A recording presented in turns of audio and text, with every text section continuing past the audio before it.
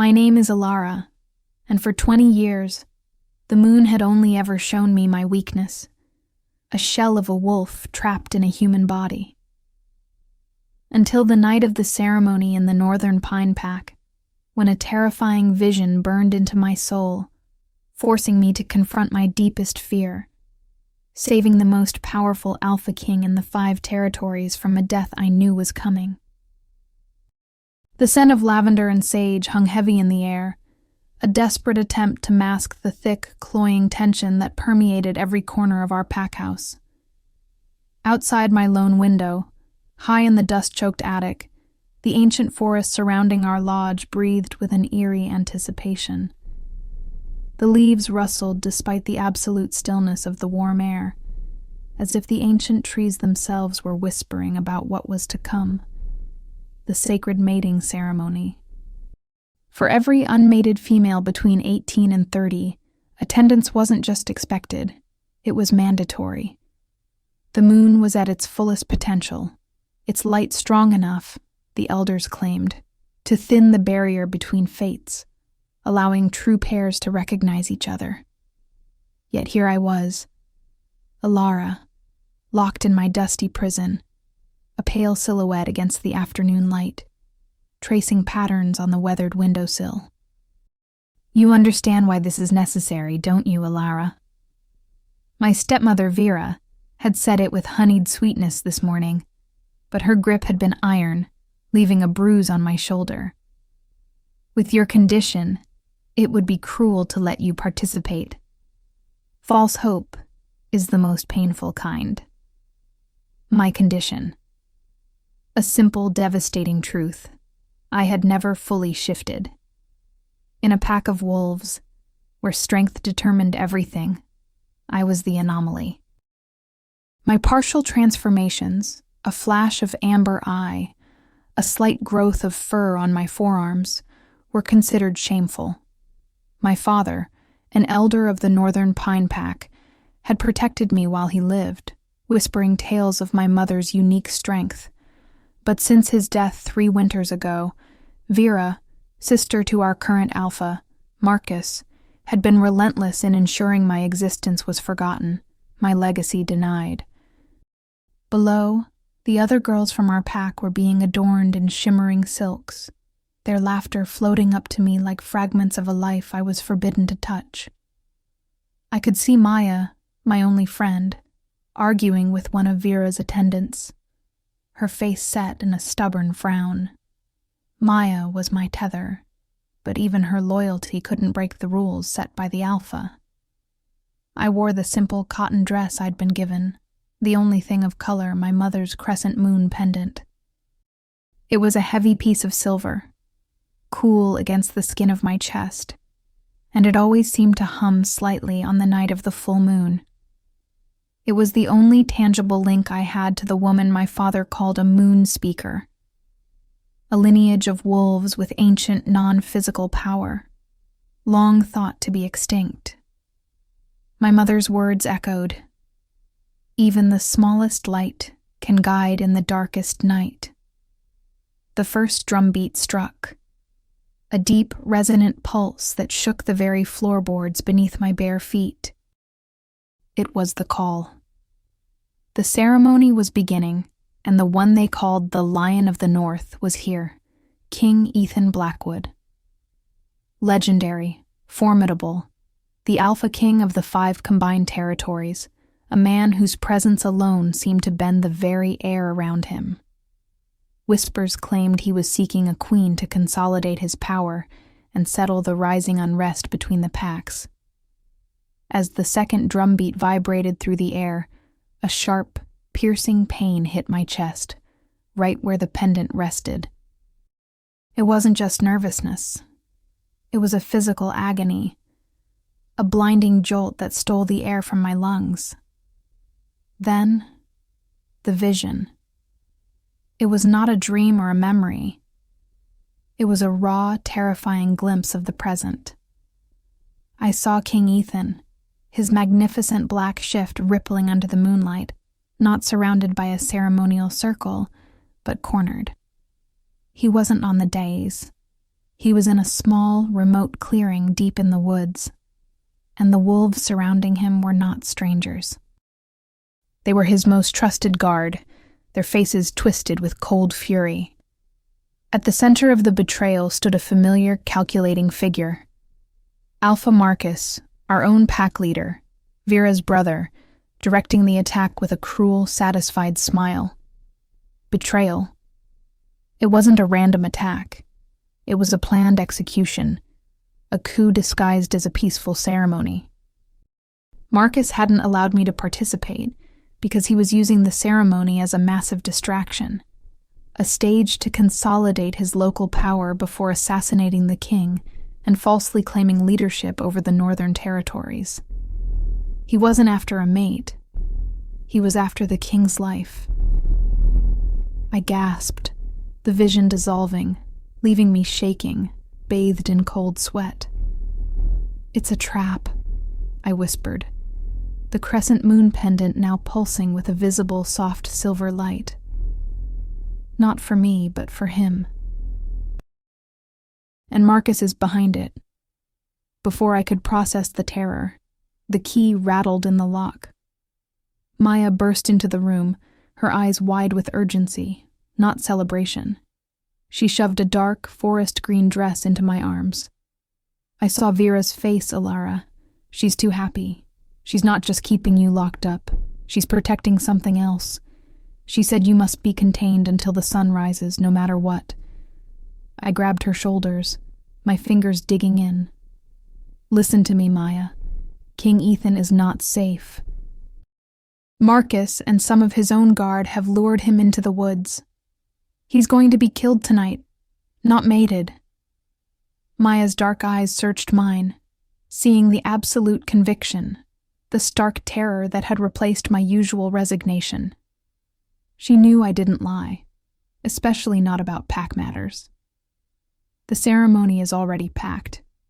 If we raise an alarm, Marcus will crush us before anyone listens. We don't raise an alarm. We leave, I insisted, throwing off the faded gray dress and pulling on the dark green one. It was a tactical color, disappearing into the shadows. We have to find him.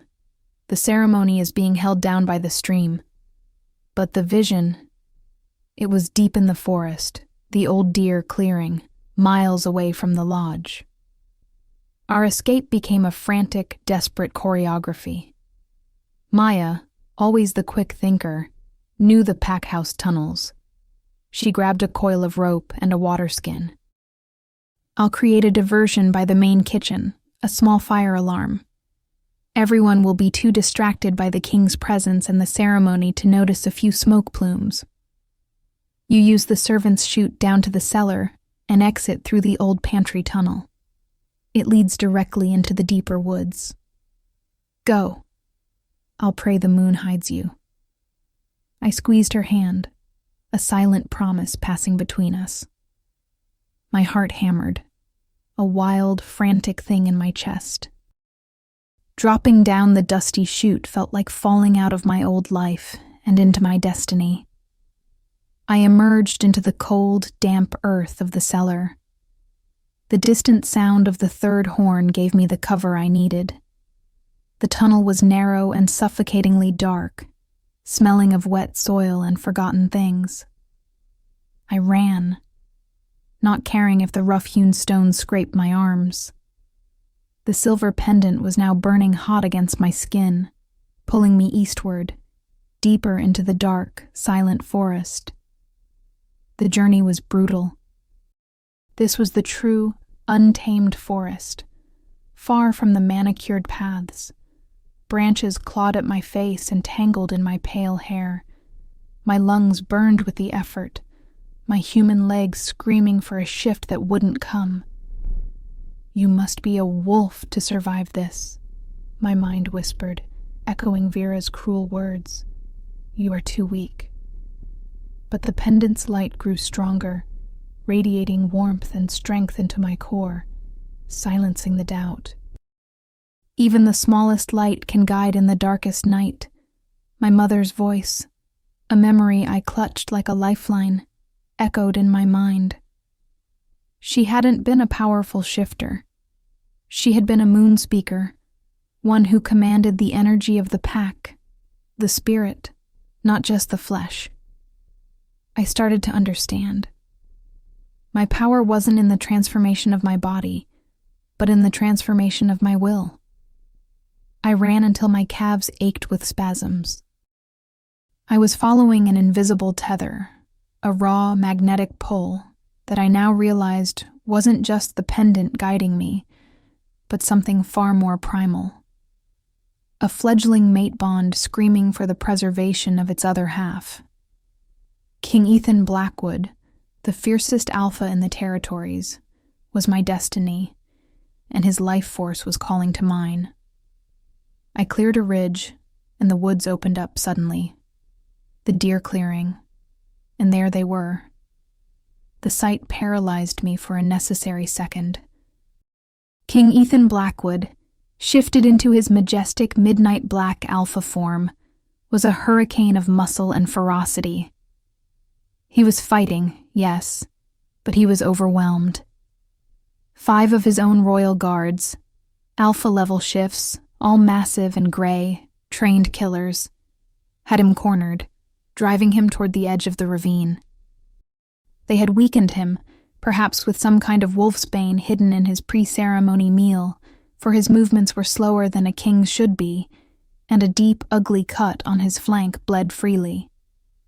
Standing a few feet back, his form fully human, watching with sickening pleasure was Alpha Marcus, his eyes gleaming with malicious triumph. "The Northern Pine Pack will rise by my hand, not yours, Blackwood," Marcus spat, his voice echoing in the terrible silence. "The territories will be unified under a true Northlander. We waited for the night of the full moon, when your senses would be focused on finding a mate, not on guarding your flank."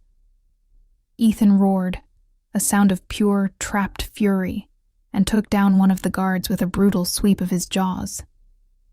But the others closed in. It was a matter of seconds. Before I could think, before my fear could paralyze me, I stepped out from the shadows of the forest edge. My small, unshifted, pale figure was an absolute absurdity in the face of such raw, contained violence. "Stop."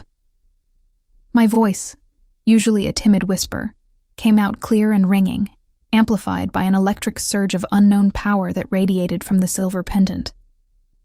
It was not the sound of a woman. It was the sound of a law being laid down. The fighting stopped. The gray wolves froze, their hackles dropping slightly, confused by the sudden intrusion. King Ethan's magnificent head snapped toward me, his amber eyes burning with a mix of fury at my recklessness and disbelief at my sheer presence. Alpha Marcus's cruel smile evaporated. His eyes went wide, not just with shock at seeing me, the girl he thought was safely locked away, but with an ancient, deeply buried terror. He recognized the light, the faint silver glow that now entirely enveloped my body, making my pale hair shimmer. He recognized the authority in my voice. He knew the prophecy. "Alara, what in the moon's name are you doing here? Run!" Ethan's command was a low, desperate growl. I ignored him. I looked straight at Marcus. "The Alpha King is under my protection now," I declared, my voice steady despite the seismic power thrumming through me. I took one step forward, and the ground around me seemed to shift, the very air growing heavy and dense. "I know what you're doing, Alpha Marcus, and I know who you are. The truth of your betrayal, of your attempt to assassinate the king on sacred ground during the mating ceremony, is known. Leave this place. If you don't, I will use my full power to expose your black heart to the 5 territories." My power wasn't physical force. It was the ability to speak the truth and force others to recognize it, to tap into the essential spirit of the moon and the pack. I projected the image of his betrayal, the cold plan, the poisoned meal, the staged attack, directly into the minds of the 5 guards. They were soldiers, not traitors at heart, and the psychic shock of the truth, coupled with the primal terror inspired by the moon speaker's power, made them recoil, their shifts shrinking in shame. Two of the male wolves immediately dropped to their knees, clutching their heads in obvious pain. Marcus staggered back, his face a mask of absolute fear. He had dismissed me as a weak defect. He hadn't feared the half-shift. He had feared the impossible strength of the dormant moon speaker, the one who could speak truth to power. "You are a ghost! You are dead blood!" Marcus screamed, his composure finally shattering. He tried to lunge at me, a desperate last-ditch attempt to silence the truth. But before he could take a single step, the air around him compressed. He let out a strangled cry, his legs folding, the force of my protective decree slamming him to the earth. The 5 guards, their loyalty restored by the undeniable truth of the vision I'd forced them to see, looked at their king, then back at the terrified Marcus. The spell was broken. They fled, dragging their wounded forms and the unconscious form of Marcus into the deep shadows. The coup was over, not with a howl, but with a whisper of power. The silence that followed was deafening, broken only by the ragged breaths of the great black wolf. Ethan stumbled, and I rushed to him, my small hands going to the deep wound on his flank, pressing the fabric of my green dress against it. "Your Majesty, you're hurt." He grasped my hands, his amber eyes still shining with the residual light of his wolf, burning into my own. His touch sent a current of pure, electrical energy through my body, far more potent than the pendant's light. You saved me. You are no half-shift. What are you, little shadow?" His voice was a low, fierce rumble, edged with awe. "My name is Alara, and I am a moon speaker," I declared, the pain in his flank mirroring the sharp ache in my own chest. As I said the word, the silver light from the pendant surged, meeting the fierce, desperate heat of his alpha essence. The true mate bond snapped into place. It was not gentle. It was the explosive force of a thunderclap, a blinding, terrifying merging of souls that dropped me to my knees. The pain of his injuries vanished from my mind, replaced by the overwhelming force of his strength, his history, his loneliness, and his fierce, immediate protectiveness toward me. He pulled me against his bare chest, ignoring his own pain, his arms wrapping around me like iron bands. A deep, primal growl rumbled beneath my ear, a claim that shook the very foundations of the earth. "Mine," he whispered, the word vibrating through my bones. "I claim this female as my mate, my queen. You will never be hidden again. You are my destiny. Tell me everything." We stayed there for a long time, the only 2 souls in the world, surrounded by the quiet shadows of the forest. I explained everything. The attic, Vera's cruelty, my father's words, and the vision that had pulled me from my confinement. As I spoke, I used the healing energy of the moon speaker that now flowed freely, drawing on the moon's full light, channeling it through the pendant and into his wounds. The bleeding slowed. The poisoned edges receded. Ethan listened intently, his gaze never leaving mine, his hand stroking my hair with a surprising, tender reverence. When I finished, he didn't question my power. He honored it. "Marcus will be dealt with. And Vera," he promised, his voice dangerously soft. "But you, Alara, you are a miracle. You are the balance I have searched for. I lead with might. You command with spirit. You are the true power of the Northern Territories." The journey back was slow, but entirely different. Ethan, still weak but healing, walked beside me. I was no longer the timid girl. I was an equal walking alongside my king. The gray guards, waiting anxiously at the edge of the woods after their own psychic shock had subsided, immediately bowed when they saw us emerge. They saw the glow of the mate bond, the way Ethan held my hand, and the ancient, undeniable power that radiated from me.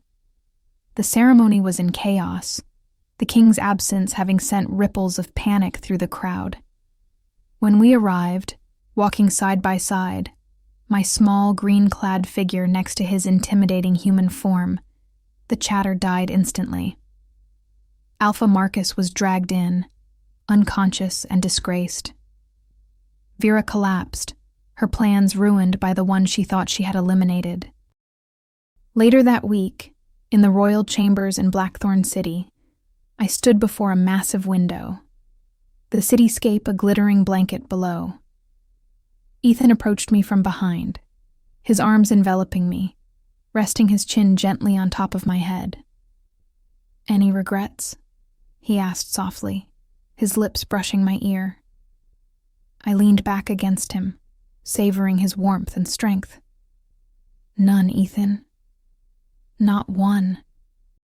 Even knowing the challenges ahead, the political unrest, the sheer weight of being a queen, I turned in his arms to face him.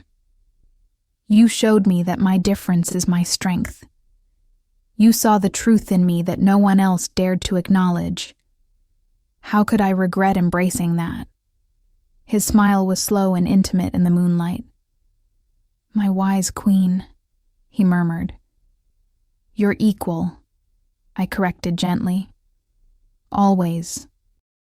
He drew me closer, his lips finding mine with familiar hunger, now tempered with an unshakable tenderness. Through our bond, I could feel his emotions intertwining with my own. Fierce joy, deep desire, and a protectiveness that was absolute. I thought of the frightened girl I had been, locked in an attic and convinced of her own worthlessness.